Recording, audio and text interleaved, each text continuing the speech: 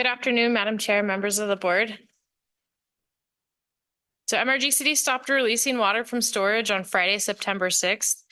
The only water that MRGCD had available for storage this year was its 2024 San Juan Chama allocation. San Juan Chama water is water that is imported from the San Juan Basin in Colorado and is not subject to the rules of the Rio Grande Compact. MRGCD was unable to store any native Rio Grande water this year because of Rio Grande Compact restrictions on upstream storage. Native Rio Grande water is water that is generated in the Rio Grande Basin and is subject to the rules of the Rio Grande Compact.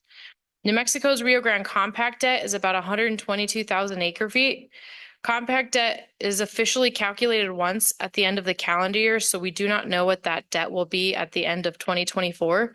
But we do know that New Mexico is further ahead on its compact deliveries than it typically is this time of year, and I am optimistic about where that number may land at the end of this year. With no more MRGCD storage water available, flow through the Middle Valley is decreasing. Irrigators will now rely solely on the natural flow of the basin, which without additional rain will fall short of meeting irrigation needs.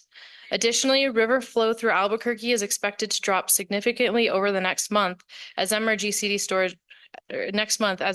storage releases, which have been augmenting river flow since late July, have now stopped. The La Puente gauge, which I have a hydrograph of, measures native flow on the Rio Chama upstream of the reservoirs on the Chama system. Today it's reporting approximately 50 cubic feet per second, and this indicates that minimal native flow is reaching the Middle Valley from the Rio Chama.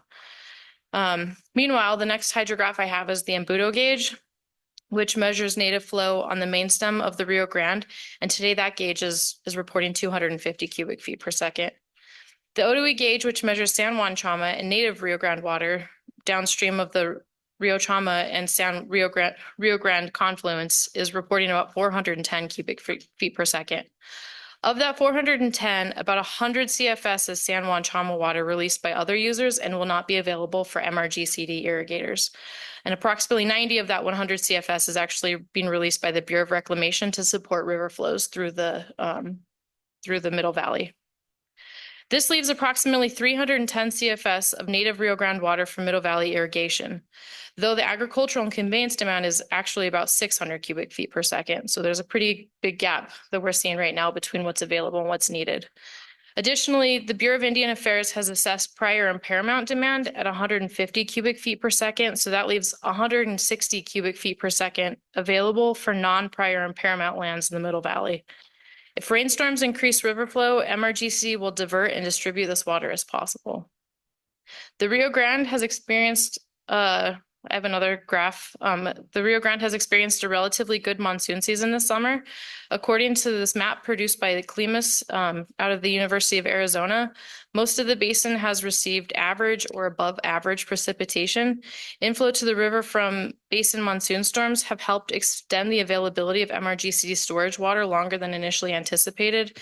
We had expected to run out of storage by mid-August, but we managed to make it into last Friday, so early September.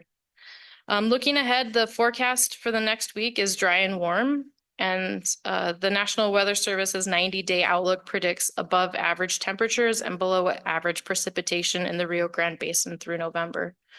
And with that, I will stand for questions.